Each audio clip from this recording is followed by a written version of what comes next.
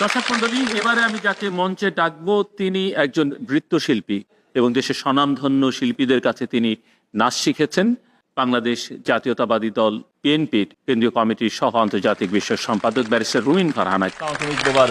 ঈদ মোবারক, কেমন আছেন? ভালো, আপনি ভালো? আছি। নাচ আমার প্রাণের সাথে মিশে আছে। তুমি